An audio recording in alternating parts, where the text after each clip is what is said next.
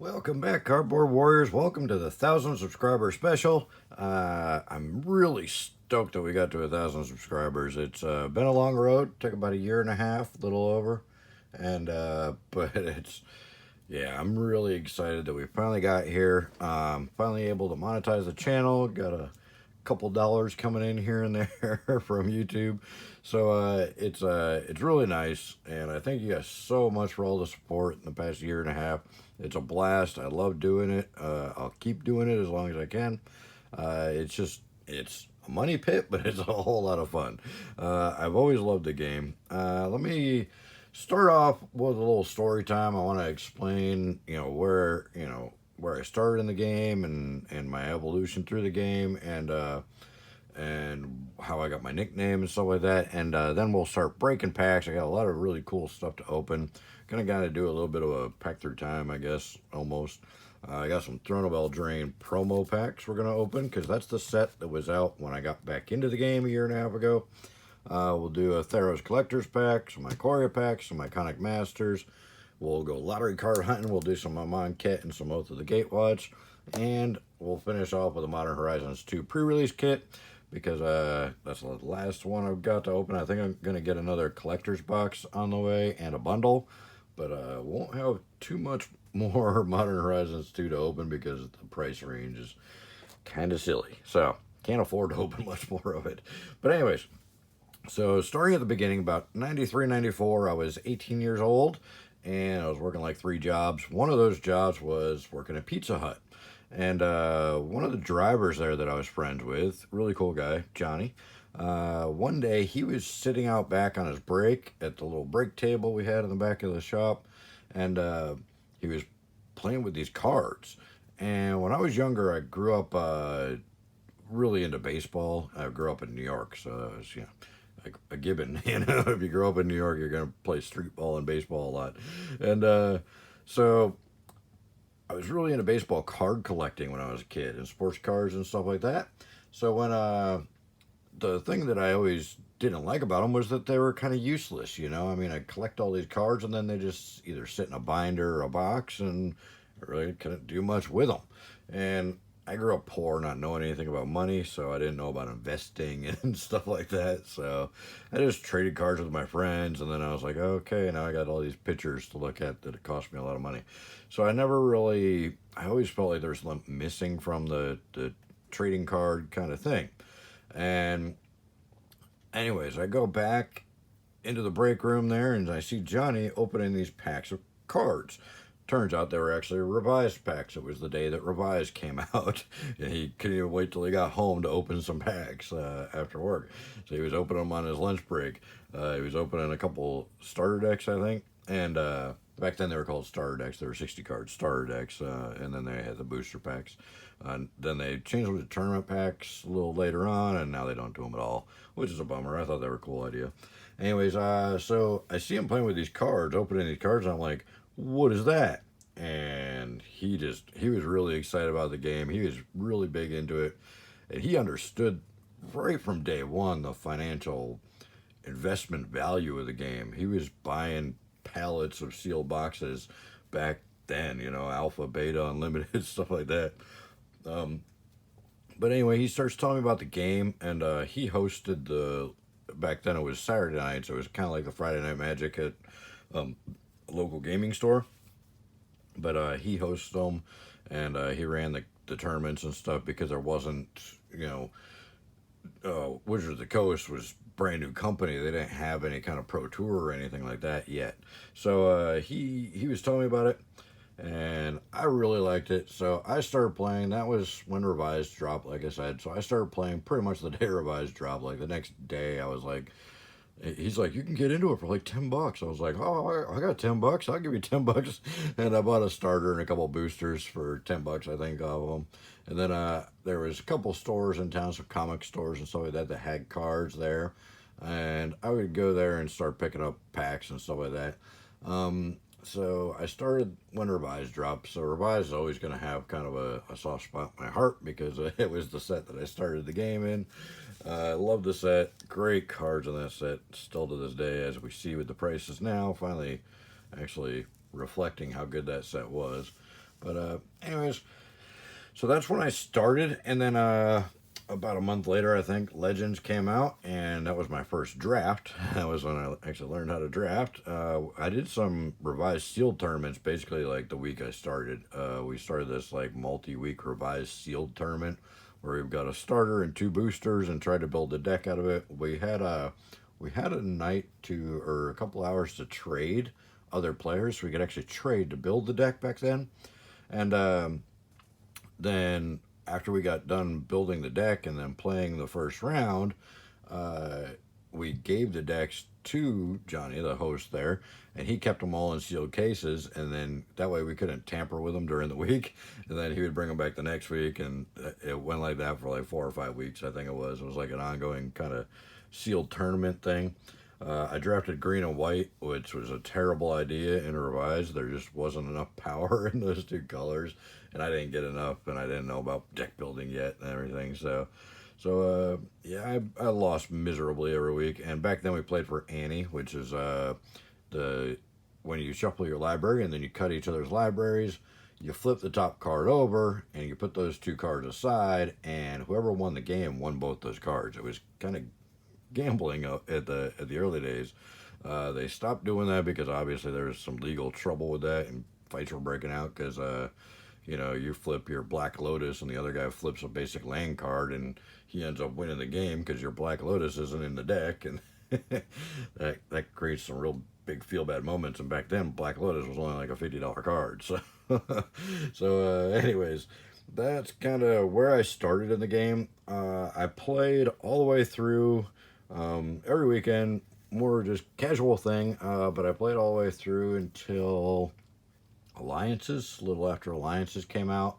And then Johnny quit playing because he got really upset with the reprint of Icy Manipulator and Ice Age, and a lot of the other kind of original players that I started playing with just kind of dropped around that time when Fallen Empires came out, and that really hurt, and Ice Age really hurt the game. Kind of, it was a rough time there, and everybody just thought the game was going downhill, and all these other games were coming out, Illuminati and Dungeons and Dragons, and all these other games were starting to come out. And then Pokemon came out, and that was a big deal. So everybody kind of that I started playing with quit playing, and so it just wasn't quite as fun. And a lot of the younger kids were getting in the game because Wizards was really kind of trying to get younger kids in the game before Pokemon came out, and that really caused a lot of chaos at the Magic Nights and stuff. Kids would just kind of wreck things and be rambunctious and stealing stuff and causing problems. And yeah, so it was a rough time, and so I just kind of lost interest for a while there, and I didn't really get back into it. I kept my cards, but I didn't really get back into it until the Invasion block, and then I got back into it. And by the time Mirrodin came out, when Mirrodin came out, I loved that set, and I had found an LGS that was doing actual Friday Night Magic with the reward cards and all that stuff, and DCI rankings and everything. So I started playing really heavy around the Mirrodin block, and I stayed playing super, super heavy all the way up until Lorwyn came out. And then just kind of life got in the way.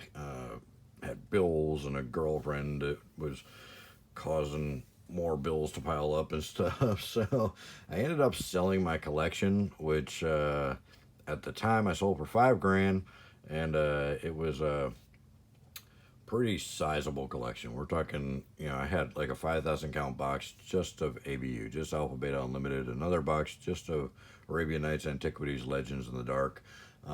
So I had a ton of stuff. I had at least one, most of them 2 full play sets of every dual land, including unlimited ones and a couple betas. Yeah, a lot of good old cards that if I had today, that same collection, probably over $500,000 worth of cards there. The prices hadn't gone up all those years. The prices hadn't gone up a whole lot. I think when I sold my collection, Black Lotus was still only like a $250 card. So that was back in like 2008. So it was, actually that one might have been hitting close to 1,000 by then, but it's still, it wasn't anything like today's prices. So anyways, How I got the nickname was during that Mirrored and Block when I showed up at that LGS that I had never been to before. It was a newer LGS. I showed up and there was a lot of younger players there, you know, because the old crowd had kind of walked away in the early days, and then, you know, so there's mainly just younger players that are just newer to the game and whatnot. And before the tournament started, I had one of my decks with me, and they're like, one of the guys was like, "Hey, you want to play a couple games before we start?" And I was like, "Yeah, I've only got, you know, older decks. Back then they were called Type One. Now they're called Vintage." And he's like, "Oh, that's cool. I got one of those." And so we're like, "All right." We went to play a game, and the first turn I played my land, and it was a beta basic land. And he's like, "Is that a beta land?" I was like, "Yeah." And these younger guys hadn't seen any of those cards. I didn't realize how long it had actually been, and that these guys had never seen alpha or beta cards. So they all started freaking out, and they started calling me. They're like, "That's old school, man." They're like, "We're gonna call you Old School Dan from now on." So that's how I got my nickname, by showing up to a Mirrored and Block tournament with a bunch of younger players and pulling out beta lands, because I had all the old cards in there. So, anyways, moving on. I stayed away from the game for a long time, from about 2008 when Lorwyn came out till just a year and a half ago, November of 2019, I guess. And I was I had finally learned about money and started learning about finance and investing and stuff like that, and playing the stock market and all that. And I used to get home from work and I'd just stream a bunch of investing videos on YouTube and just let it autoplay, whatever. I just type in like investing and let it autoplay and see what kind of investing advice I could get, you know. And of course, Alpha Investments comes up, Rudy's video, and it was one of those whiteboard investing in Magic sealed product videos. And I had been looking for a business to start, but I hadn't really found something that I knew I was going to love. In the back of my mind, I always decided that my bucket list was going to be that I would get back into this game eventually and buy my collection back and start playing again when I had the extra time and extra money. That was always like the thing. I always wanted to get back into the game. I always loved the game, and I always envisioned myself playing it when I could afford to, you know. And so I see this Rudy video, and he starts talking about investing in boxes and how investable the game is. And I had no idea that in that 2014 to 2016 range that all these investors had gotten into the game and driven the prices through the roof, and that these cards were worth that much now. And I started thinking about my old collection and doing some math and looking up the current prices, and I was just, oh man, if I was a crier, I'd have been crying. It was heartbreaking to find out that I gave up like $500,000 for $5,000 10 years before that, or 12 years before that. So anyways, so the Rudy video really inspired me, and I was like, maybe that's the thing. Maybe that's the business that I'm gonna love and be able to try and make some money in while having fun, you know. So I immediately decided, I had worked it all out and decided what I want to do, and that's when I started my game plan, and that's when I started playing again. I immediately went out and bought some cards, bought some boxes, and started doing some videos. And yeah, it's been a crazy year and a half with the whole pandemic thing and all that. But anyways, Throne of Eldraine had just dropped, so that's the set that I got back into the game. So I got a couple of these promo packs. We're gonna bust them open, see if we get anything fancy. Let me move these revised cards to a safe location because they're not cheap. Anyways, so let's break in here. These are the promo packs that you would get if you played in tournaments during Throne of Eldraine block there, or blocked, it's not blocks anymore. During Throne of Eldraine, if you'd have played in tournaments at your local game store and you won, this is what you would have gotten. So we'll break in here. There's some arena codes. We'll not worry about those. All right, so Inspiring Veteran. Enter the Gods Eternal from War of the Spark with the little logo stamp. Can you see that? There it is. Little logo stamp in the corner. And then, oh, nice, a Great Henge with the logo stamp. That is an epic pull right there. Yeah, that's, I think, isn't Great Henge now the most expensive card in Throne of Eldraine? I think it might be. So, there we go. Great first pack. Great way to start this off. All right, let's see what else we can get in here. What we get in pack number 2? All right. Let me get transformation. Ooh, a Teferi with the stamp. Nice. And Adventurous Gargoyle. So the Teferi and the Great Hens, those were 2 really good promo packs. Not going to complain about that at all. That was nice.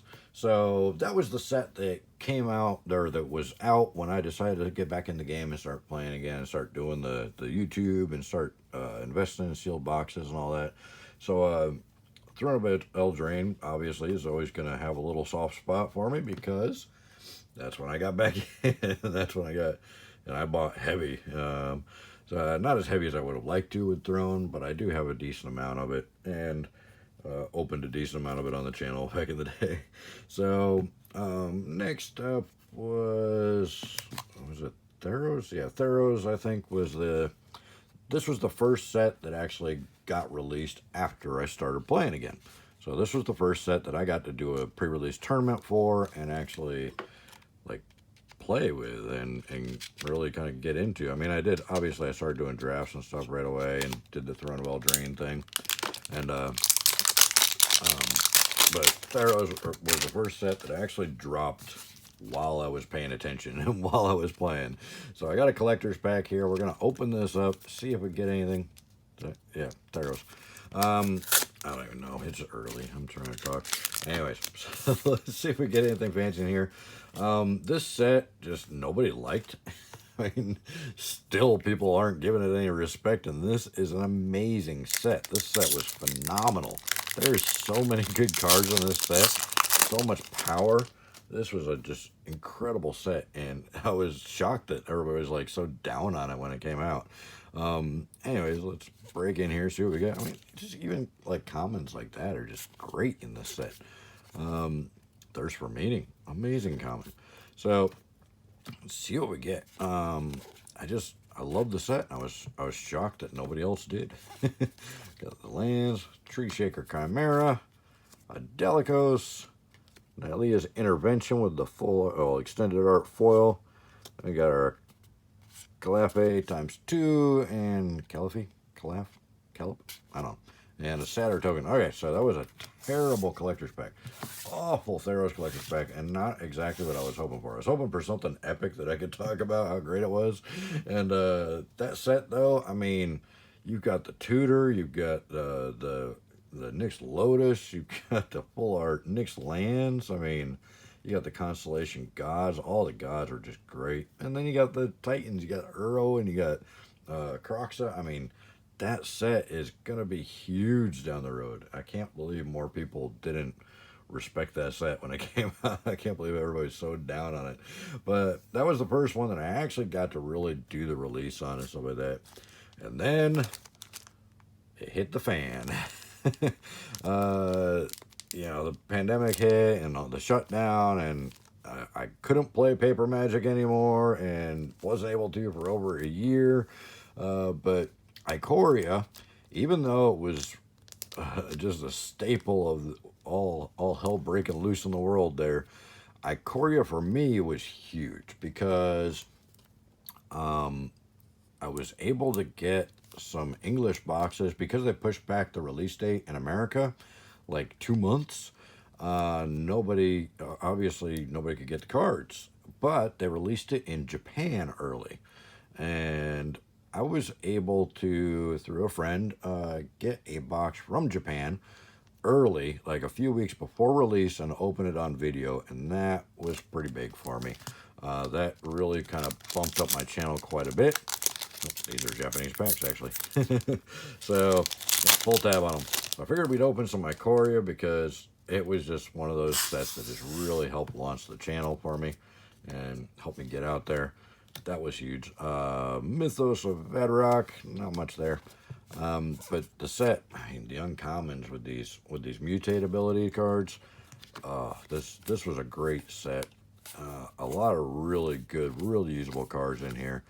And a lot of them are commons and uncommons. I mean, there's obviously some great rares and mythics too, but there's just really utilitarian cards on this set.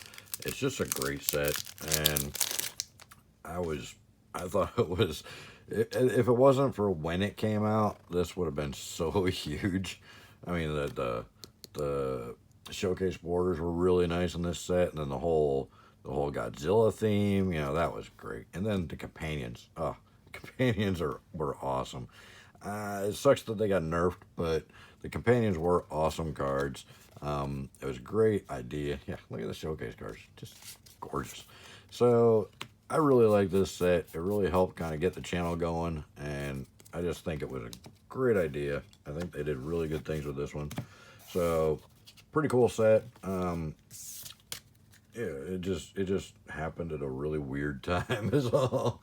So master sets were something that they didn't have when I left the game. So when I came back in the game and I saw all these master sets, I was like, wow, that's a long way from Chronicles, because Chronicles was like the first master set, really. It was the first reprint set they did back in the day, and oh man, everybody hated it. It was awful. It caused a lot of problems, and that's where the reserve list came into play, because of that set basically. And then Ice Age, them reprinting Icy Manipulator. Icy Manipulator was one of the most expensive cards that you could get back in the day, before they reprinted it in Ice Age, and it tanked down to like a $2 card. It was actually like a $25 card before that. Genesis Wave, oh, not good, man. The the first promo packs were good, but everything else has been kind of weak. I just want to pick up a bunch of cool kind of packs to open for you guys. So this is what my LGS had. They had some iconic masters, and that was the only master set they had. I was hoping to kind of do like one of each masters pack, but I just can't get my hands on them. Oh, Knob Nixilis for a mythic. Not a very valuable mythic, but there is a mythic. So there's that. All right. The iconics were not that great. The Ikorias weren't that great. The Theros wasn't that great. Well, that's not good. Let's maybe we're just saving it all for fun here. Monket was a really cool concept for a set. I'm really disappointed I wasn't playing when this one and Hour of Devastation came out. I would have been so into those, because I love Egyptian mythology and stuff. Really big into the whole Egyptian artifacts, and you know what was going on back then, and the whole lore behind everything. So these sets were really cool to me, and the fact they had the lottery cards. I think the lottery cards was a great idea. New perspectives. It was a new perspective, but it didn't go over very well apparently to most people. Most people did not like the lottery cards apparently. So I don't know. I think they're a great idea. Even the Monket ones, I think, are probably the coolest lottery cards. Everybody hates them, and people are probably going to be offended to hear me say that, but they're unique. They look completely different. They don't even look like Magic cards, and that's kind of what I think a lottery card should be. I think the new expeditions in Zendikar Rising, although they're great cards, they're just not as different as like one of these would be. So, Sandworm Convergence. Wow, we're just not really pulling good stuff in this video yet. Hopefully the Modern Horizons 2 pack is gonna just completely make up for all this, or we'll get a lottery card in one of these. That would be nice. So Oath of the Gatewatch, another one that I just think is a really cool looking set. It's a great set. I mean, there's not a lot of great cards in it, but it's just a cool set, and I really like it. I opened a lot of it on the channel. It's got the wastes in there. They added the extra color, which is kind of cool. I just thought it was a cool concept. I liked what they were doing here. Ninvala. I think that might be actually a decent hit finally. Plant token. So, decent mythic there. I don't remember the prices on this set, so hopefully she's worth something, but I'm not sure. I'll have to look it up after the video. Anyways, there was some good cards on this set. Just not really a lot of respected money cards. Thought Not Seer. Okay, decent rare. So, there we go. So, there's a couple Oath of the Gatewatch. Alright, and that brings us up to no lottery cards, unfortunately. That would have been really cool to pull a lottery card on my 1,000 subscriber special. And now Modern Horizons 2. So I would love to hear in the comments like when you guys started and what your favorite set was, your favorite block. My favorite 2 blocks to play were definitely Mirrodin, because I love the artifact stuff. I'm disappointed that I wasn't playing during the Urzus block. That would have been really, really awesome. But I did get a lot of the Urzus cards when I got back into the game. The Cradle wasn't really worth much. I think it was like a $10, $15 card when I started playing again. 14. 3. Not even close. So it wasn't really that big of a deal. So, but I knew it was an awesome card, so I actually bought a ton of them. I traded for and grabbed everyone I could get my hands on. And I had, I think, 10 or 11 of them when I sold my collection. Gaia's Cradles and Tolarian Academies as well. So I had a lot of the Urza Saga stuff because I thought it was a cool block. Even though I missed it, I was able to backtrack a lot because the boxes still weren't that expensive then. I mean, you know, you could pick up beta boxes for like $1,500 back then. So I wish I had known about investing and money and all that stuff and how investable this game was at the time, because I definitely would have gone crazy with it and bought a ton of it, and I'd be sitting pretty right now. But I didn't. You know, hindsight, it's always 2020. So anyways, let's break into this MH2, see if we get anything spicy in here, and then we'll probably let you guys go because we're in it's gonna be about a half-hour video here. Nice Scalding Tarn. Fetch land in the pre-release kit. That's good. I forgot to mention, I was actually wrong the other day in my video when I said I had a full playset of each of the fetch lands. I forgot completely about Arid Mesa. I actually only pulled 2 Arid Mesas on all the stuff I opened so far. So I really need a couple more Arid Mesas so I could have a playset for myself of all the enemy fetches, because I wasn't playing when the enemy fetches came out, so I never got the original ones. And a Sylvan Anthem with the retro border. That's pretty cool. Or the sketch border, not retro. Sketch. There's so many variants in this set. Oh my god, way too many variants. Remember, I started playing when there was no variants. There was white border or black border, and most cards only came in one option. So, yeah, let's see what we get here. Got a couple of retro border commons in there. And a Fire and Ice. Wow, that's a feel-bad moment. Oh, at least we got 2 rares. Search the Premises. That one's pretty cool. A little pricey, though. Timeless Witness token. All right, pack number 4. What are we going to get? Hopefully we get an Arid Mesa. That'd make this an epic pack. Retro Border Foil Arid Mesa. We're there. We're there. We're going to get it. This is the pack. You watched. All right. Inevitable Betrayal. Good card. Not the Arid Mesa we were hoping for. Yeah. I've had really great luck with these pre-release kits and really terrible luck with these pre-release kits. I think this one's already looking like a better one because we got the Scalding Tarn and a couple decent rares, so already looking better than some of the ones I've opened. And Territorial Kabu, and then we get a bulk rare just to kind of prove me wrong. There we go. Nice. All right. Last pack, and then we'll look at the pre-release cards, see what we got here.